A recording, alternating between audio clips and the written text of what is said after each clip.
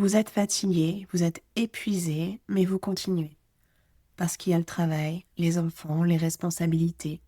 Et au fond de vous, vous avez cette petite voix qui chuchote « Je n'ai pas le droit de flancher. Cette maladie ne va pas tout me prendre. Je n'ai pas le choix. Il faut que je continue, il faut que j'avance. » D'ailleurs, vous êtes peut-être même celui ou celle sur qui tout repose. Celui qui organise, celui ou celle qui anticipe, celui ou celle qui tient. Même avec une maladie chronique, vous continuez à tenir. Parce que, quelque part, vous ne vous autorisez pas à faire autrement. Mais à quel prix? Si vous vous reconnaissez dans cette description, alors cet épisode est pour vous.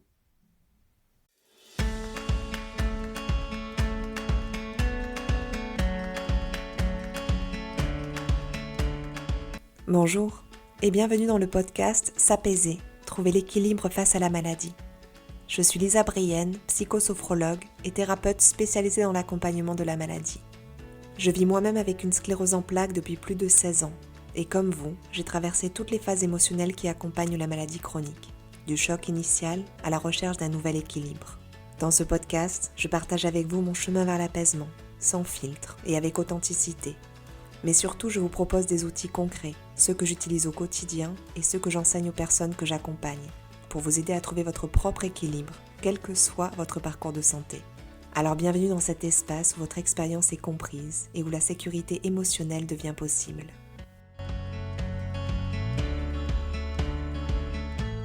Bienvenue dans ce nouvel épisode du podcast S'apaiser, trouver l'équilibre avec la maladie. Je suis ravie de vous retrouver sur ce thème autour de l'épuisement que l'on peut avoir, le fait de devoir tout gérer et l'hyper-responsabilité. Et comment tout ça, ça peut être entièrement lié. Pourquoi cet épisode? Parce que je reçois beaucoup de personnes en consultation qui, même en vivant avec une maladie chronique, sont celles qui ne peuvent pas s'autoriser à flancher, qui sont celles trop souvent qui portent le plus.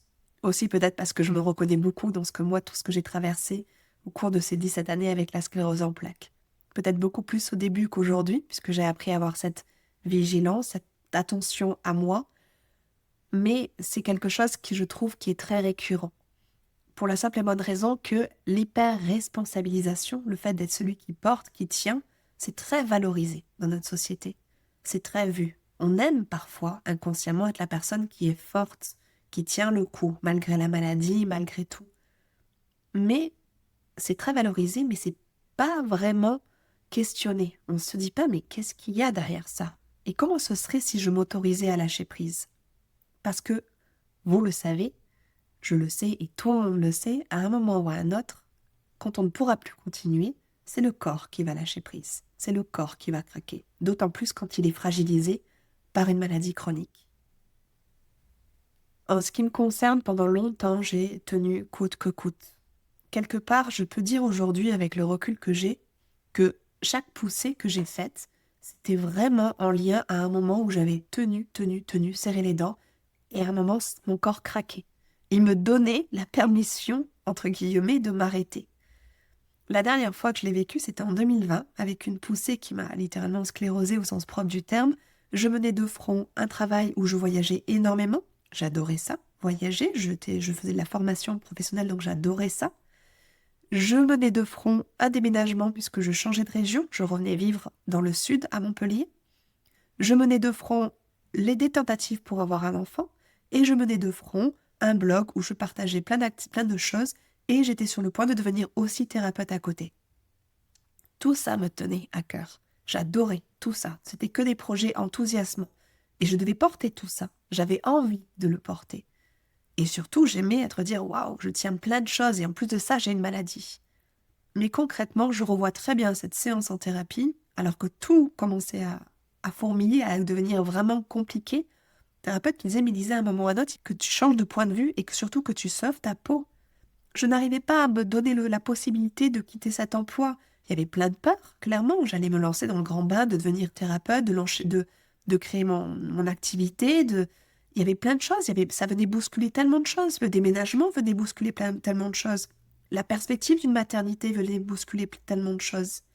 Mais je préférais fermer les yeux et me dire « Je dois tenir coûte que coûte. J'aime ce que je fais. Et il faut que je tienne, il faut que je tienne, il faut que je tienne. Je dois être forte. » Concrètement, c'était un gros leurre, dans le sens où, effectivement, mon corps a craqué à un moment ou à un autre. Je voulais mener de front trop de projets, trop de choses à la fois.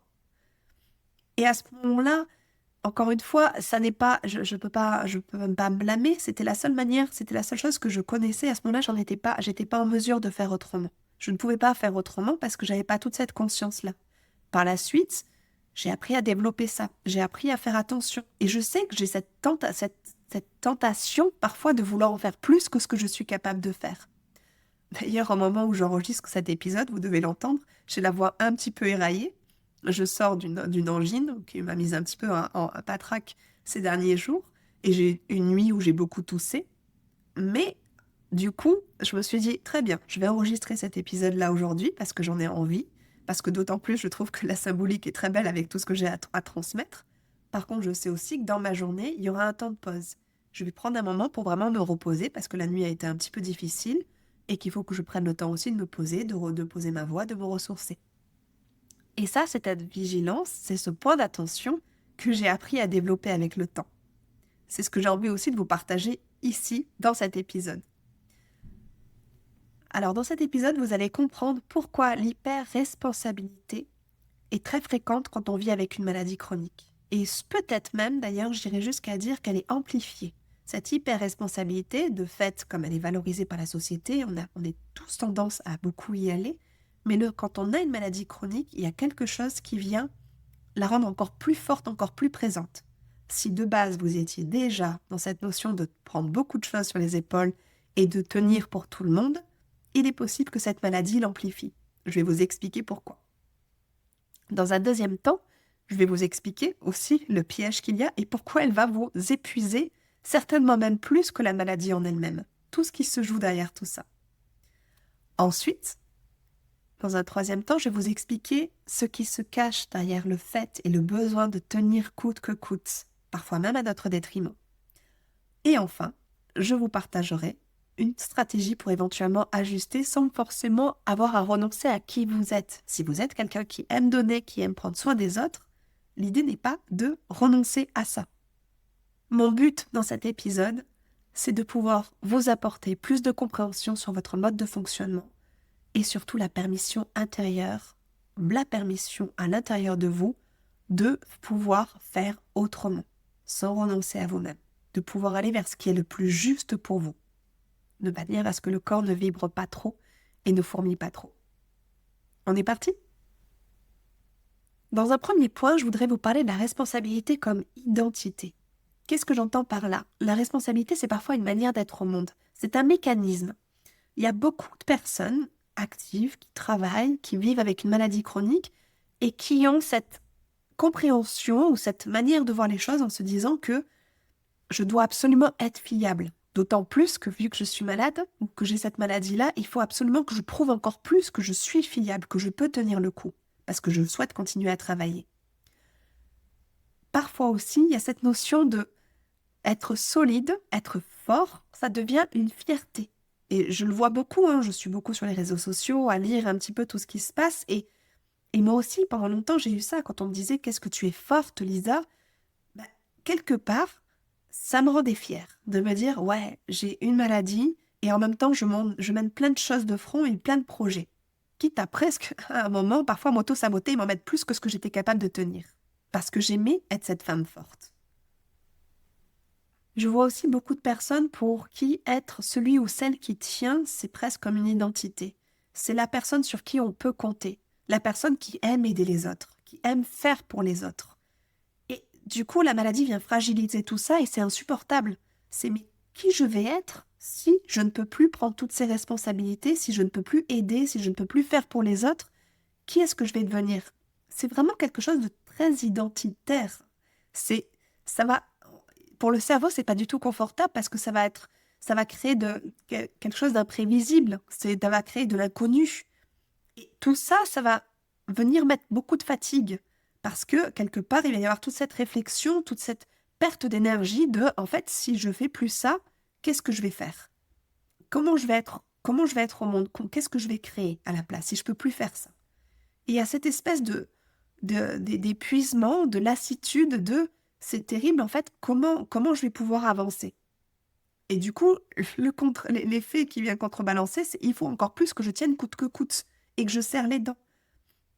Des personnes en thérapie qui vont être là, serrent les dents, je parle de leurs propres mots, je serre les dents, je me dis même pas mal, je continue, je parle surtout pas du fait que je suis malade.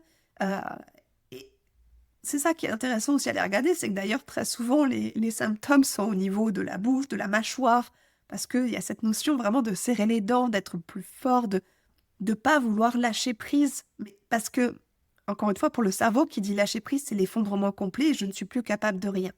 C'est très binaire, alors qu'en fait, ça n'est pas le cas. C'est trouver une solution, un ajustement pour pouvoir faire sans se mettre en vrac, clairement. C'est vraiment cette notion de se dire, mais si je ralentis, en fait, je suis qui? Et concrètement, comme je vous disais, ça se manifeste de manière à continuer à travailler coûte que coûte, malgré le diagnostic, retourner au travail après un arrêt, voire même de ne pas s'arrêter, ou s'arrêter le minimum, ou travailler pendant qu'on est en arrêt. Ne jamais demander de l'aide, même temporairement. Ce sont des personnes qui, et j'en ai fait partie, à part la thérapie, il y a cette partie de je ne veux pas, je ne dois rien devoir à personne, il faut que je fasse seule. Et clairement, ces personnes-là, quand elles viennent me consulter, quand on commence un travail, c'est la partie la plus difficile d'un point de vue d'identité, en fait. C'est mais et si j'accepte de l'aide, en fait, je suis plus cette personne aussi forte. Alors qu'en réalité, on est bien plus fort quand on est soutenu, on est bien plus fort quand il n'y a plus cette notion de devoir tenir coûte que coûte. Et clairement, c'est ça qui est assez ironique dans l'histoire, c'est que je me sens beaucoup plus forte aujourd'hui dans ce que je suis avec toute une armada autour de moi, avec tous mes thérapeutes, avec tout ce que j'ai qui vient me soutenir, que ce que j'étais quand j'ai serré les dents et que j'avançais en étant seule et partant vivre à l'étranger et je vais tenir parce que je suis très forte, j'ai une maladie, mais je continue à tenir un travail, à tenir une expatriation, à tenir plein de choses. J'étais extrêmement fragile à ce moment-là, vraiment, j'en ai conscience. Et j'ai beaucoup d'empathie pour la jeune fille que j'étais à ce moment-là. Et j'ai beaucoup d'empathie pour les personnes qui ne peuvent pas s'autoriser aujourd'hui à aller vers plus de douceur envers elles-mêmes. Je comprends. Très bien. Je voudrais aussi vous parler dans un second temps de la peur qui se cache derrière toute cette hyper-responsabilité. Le fait de se dire que si jamais je suis plus capable d'assumer mes responsabilités, c'est qu'il va y avoir toute cette peur du jugement. Cette peur de perdre sa place, on va pas se mentir, dans le milieu professionnel, elle est très présente. Si je ne suis plus capable, alors quelque part, à un moment ou à un autre, quelqu'un prendra ma place. Cette peur d'être perçue comme fragile, c'est très difficile si on est les personnes qui portons tout sur les épaules et qui devons tenir coûte que coûte parce qu'on a des responsabilités, on ne peut pas se permettre d'être fragile. Cette peur d'être remplacé. D'un seul coup, de n'être plus être la personne sur qui on peut compter et dont quelqu'un d'autre va prendre le relais. Ça fait peur. Ça peut faire très peur. En se disant, mais en fait, si je suis plus cette personne-là, les autres vont se détourner de moi. Alors on n'aura plus besoin de moi. C'est très inconscient comme mécanisme. Et c'est là où ça demande de devoir ajuster et pouvoir se remettre au centre. Se remettre au centre, c'est-à-dire être en mesure de trouver son propre équilibre, être en mesure de donner ce qu'on est capable de donner, tout en prenant soin de nous. Encore une fois, c'est toujours ce que je dis dans quasiment tous mes épisodes, c'est la métaphore du masque à oxygène dans l'avion. On ne peut pas donner le masque à oxygène à son enfant si déjà on n'a pas pu se le mettre à soi-même. Vraiment. Et c'est très fort, parce que son enfant, par défaut, on a envie de se sacrifier, on aurait envie de le faire passer lui en premier. Mais on ne peut pas le mettre si déjà nous, il n'y a pas quelque chose qui est déjà protégé à l'intérieur de nous. Et ça se transmet à notre enfant. Si on sait prendre soin de nous, quelque part, on le transmettra aussi à notre enfant, à nos enfants. Et quand on vit avec une maladie chronique, cette peur d'être vu comme fragile est amplifiée. C'est vraiment, ça en revient à ce que je vous disais juste avant, si je montre une limite, est-ce qu'on va encore me faire confiance ? Et du coup, les manifestations qu'il va y avoir, les différentes manifestations que je vois, que je reçois dans les consultations, c'est le fait de ne pas parler de la maladie au travail. Alors il peut y avoir plein d'excuses autour de ça. C'est je n'ai pas envie qu'on me plaigne, j'ai pas envie qu'on me voit comme étant plus faible, je n'aime pas quand on me regarde avec de la pitié. Ça peut être de la pudeur, il y a plein de choses. Mais quand on n'en parle pas, quelque part, on s'isole et on peut presque se mettre à risque parce qu'on va continuer à avoir un rythme qui n'est pas en adéquation avec ce qu'on est capable de donner. Le fait aussi de minimiser ses symptômes quand on peut, quand il y a la possibilité de le faire. Ou comme je vous disais encore, de revenir trop vite après un arrêt, de ne s'arrêter que lorsque vraiment le corps craque complètement. Moi, j'étais cette team-là. Je m'arrêtais que quand le corps craquait complètement. Parce qu'il n'y avait plus le choix. Mais tout ça, ça a un coût. Et ça a un coût très invisible. Déjà, la fatigue nerveuse. Et qui devient chronique au fur et à mesure, puisque c'est un c'est un état d'être, c'est une sorte d'identité, une manière d'avancer, de faire. Donc ça se chronicise dans le temps. Au fur et à mesure, il y a toujours cette fatigue qui est récurrente. Oui, effectivement, il peut y avoir une part liée à la maladie, au corps, à tout ce qui est en train de se passer d'un point de vue biologique. Mais nerveusement, le système nerveux, il est tout le temps en état d'alerte. Il nous demande, on le force à maintenir un rythme que, à un moment ou à un autre, humainement, il n'est pas capable de faire. Ça nous maintient aussi dans un état d'hypervigilance, d'être tout le temps sur le qui-vive, parce qu'il faut non seulement déjà se battre contre sa maladie, dans notre représentation, il faut se battre pour ne pas perdre la face, il faut se battre pour le cacher, éventuellement, il faut surtout serrer les dents, il ne faut pas qu'on nous voit aller mal.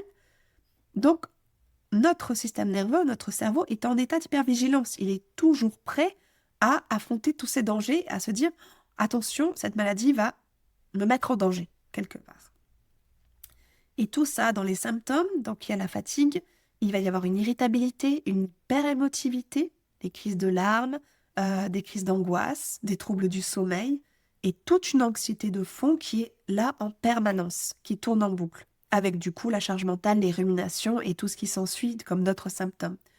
Voire vraiment, ça peut aller parfois même jusqu'à des mécanismes d'inflammation, parce qu'on en vient à pas pouvoir respirer comme il faut. Je ne sais pas si vous voyez ce que je veux dire, mais c'est ce moment où comme on a la respiration qui est comme bloquée, notre diaphragme, le muscle de la respiration qui est tellement contracté qu'elle est bloquée. Et derrière notre diaphragme, il y a l'estomac. Et l'estomac, si le diaphragme est très contracté, l'estomac ne peut pas fonctionner normalement. Et l'estomac, quand il ne peut pas fonctionner normalement, il envoie de l'acide. Et l'acide, c'est à tendance inflammatoire. En tout cas, ça passera par des troubles digestifs, par exemple. Dans tous les cas, le système nerveux ne redescend jamais. On est en tension basse continue. C'est pas si spectaculaire que ça, mais c'est épuisant. Ça reste non-stop. Alors, comment est-ce qu'on peut ajuster tout ça sans prendre le risque de s'effondrer? Qu'est-ce qu'on peut faire? J'aime bien le mot ajuster, je le trouve très juste, parce que ajuster, ça n'est pas renoncer. Ajuster, ça n'est pas abandonner. Ajuster, ça ne veut pas dire être faible. Ça veut dire doser. Tout simplement doser. Je donne en fonction de ce que je suis capable de faire. C'est comme une batterie. Je regarde, est-ce que je suis capable de donner là? Est-ce que je peux me permettre? Et si je ne suis pas capable, dans ces cas-là, c'est prendre le temps de me reposer ou de me dire, là, je vais avoir quelque chose à donner de très fort, je vais me reposer après. Comme je vous partageais là pour enregistrer cet épisode, ok, très bien, je vais le faire parce que j'ai envie de le faire, parce que j'ai le moment pour le faire et que sur le coup, j'ai vraiment la motivation et l'envie de partager ça. Mais par contre, effectivement, je sais qu'aujourd'hui, je me planifie un moment de repos dans ma journée. Je peux le faire. Alors, je me le permets. C'est très stratégique. C'est très responsable. C'est éco-responsable. C'est une hygiène de vie. La vraie responsabilité, c'est pas de tenir coûte que coûte.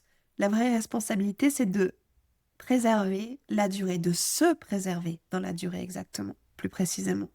C'est de pouvoir se dire de toute façon, il faut que je pars dans la journée avec un taux, une jauge d'essence, il faut que ça puisse tenir. Et le but, c'est pas d'appuyer à fond sur l'accélérateur et de tout cramer. C'est de pouvoir faire attention à ça. Ça demande de se connaître, ça demande de savoir ce qui est juste pour soi. Parfois, ça demande de bouger des choses dans son travail. Ça demande de réajuster, de se dire peut-être qu'effectivement, je peux peut-être prendre un mi-temps, peut-être qu'effectivement, je peux bouger, de changer de travail, trouver quelque chose qui soit plus adéquat. Mais au-delà de ça, en fait, tout ça, c'est des choses qu'on sait intellectuellement, on sait ce qu'on pourrait faire. Parfois, ça n'est pas possible pour des raisons financières, pour des raisons au niveau du travail, parce que c'est au niveau de la famille aussi. Mais parfois, au-delà de ça, moi j'aime bien dire qu'on peut trouver des solutions. Il y a toujours des solutions qui peuvent être trouvées. Mais parfois, comme je vous l'ai expliqué au tout début de l'épisode, ce qui se joue, c'est qu'il y a cette difficulté à se donner le droit à le faire. Parce que s'il y a une question d'identité, de si je ne suis plus cette personne qui porte tout, qui suis capable de faire tout ça, ben je ne sais pas très bien qui je suis, ni ce qui va pouvoir me nourrir, ce qui va pouvoir me redonner aussi de la joie. Des exemples de choses que vous pouvez faire pour ajuster, je peux vous en donner ici. Ça peut être, comme je vous disais, négocier un aménagement de travail. Ça peut être fait. Moi, je sais qu'à ce moment-là, c'était pas du tout l'époque, c'était avant le Covid, donc c'était pas du tout l'ère du télétravail, c'était vraiment très fermé. Mais j'ai osé un jour not dire que j'avais une sclérose en plaques, mais j'ai mis quand même 5 ans avant de pouvoir le dire, et dire que j'avais besoin de télétravail. Mais dans la justesse, c'était peut-être que ce serait une demi-journée par semaine, une fois de temps en temps, mais juste quand je sens que je peux pas, avant de craquer, je voudrais m'autoriser à faire du télétravail. Après, par la suite, je m'étais mise au 4/5e parce que pour avoir une journée off dans ma semaine. Ça peut aussi être demander de l'aide, déléguer une tâche à quelqu'un d'autre. Vraiment, il y a des choses qui peuvent être possibles. Ça peut être dire non à un projet qui n'est pas prioritaire. Ça, c'est difficile parce que parfois on a l'impression que tout est prioritaire, mais parfois on peut arriver à moduler son emploi du temps. Et d'ailleurs, c'est quelque chose que je peux vous inviter vraiment à faire, c'est de créer un emploi du temps, vraiment. Je dis toujours, aux personnes que j'accompagne, et je me le dis à moi-même, tout ce qui n'existe pas tout ce qui n'est pas dans l'agenda n'existe pas. Et j'aime bien cette notion de planning, d'avoir des plages horaires définies, en me disant, bah, comme ça, pas de pression, là, je peux me reposer parce que ça, c'est planifié plus tard. Et donc, c'est OK, là, en fait, pour moi, de lâcher prise. C'est OK pour moi, là, de me dire, bah, aujourd'hui, comme tout ce que j'ai à faire est déjà planifié pour plus tard, bah aujourd'hui, je me donne le droit de me poser et d'y aller plus tranquillement et de faire quelque chose qui va me faire du bien. Ça peut être du coup, comme je vous ai expliqué, vous autoriser à avoir des plages de récupération. Je donnais aussi cet exemple à une personne qui partait faire un séminaire professionnel sur un week-end. C'est OK, très bien, mais dans ces cas-là, peut-être planifier le lundi off, de prendre sa journée du lundi pour se reposer, ou qui voulait s'autoriser un week-end pour faire la fête avec les amis et qui se demandait si avec sa maladie, il pouvait vraiment s'autoriser ça. Il savait qu'il allait rentrer très fatigué. Ok, très bien, mais dans ces cas-là, on peut ajuster la semaine en fonction. C'est vraiment cette notion de principe de réalité par rapport à tel événement. L'idée, c'est pas de se brimer en se disant avec la maladie, je peux plus rien faire. C'est ok, mais comment je peux construire ça de manière la plus juste, la plus sereine et qui ne va pas me mettre en danger. Toujours cette notion de danger. Le corps, il n'aime pas ça, le cerveau, il n'aime pas ça. Et notre système nerveux encore moins. Et c'est pouvoir ensuite s'autoriser à parler de ses limites et s'autoriser à les dire tout simplement. À se poser, dire, bah là, ça c'est mon cadre. Il y a un endroit où je ne peux pas aller, où je ne peux plus aller de la même façon.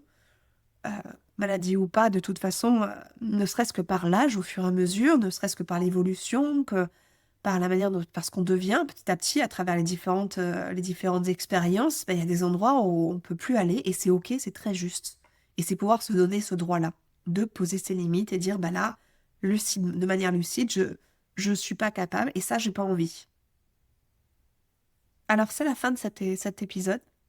Je voudrais ici, si vous deviez retenir uniquement 3 choses en conclusion, c'est la première, c'est votre hyper-responsabilité. Peut-être qu'elle est valorisante, peut-être que c'est super d'être fort, de tenir plein de choses. C'est compréhensible, vraiment, je me comprends, je le vis moi-même dans les tripes, donc c'est même pas qu'une question de théorie, mais ça a un coût, vraiment. Ça a un coût au niveau du corps, ça a un coût au niveau de la maladie, ça a un coût au niveau de toutes les responsabilités d'ailleurs qu'on a envie de mener.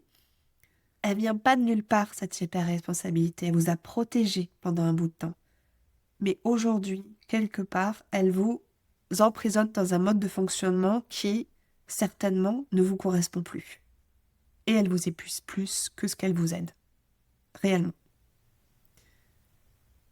Notre deuxième point ici à retenir, c'est que s'arrêter, ça n'est pas abandonner. Attention à cette notion très binaire. Si j'arrête, c'est que je lâche prise, c'est que je suis pas fort, je suis faible et que j'abandonne le navire. En fait, c'est simplement ajuster.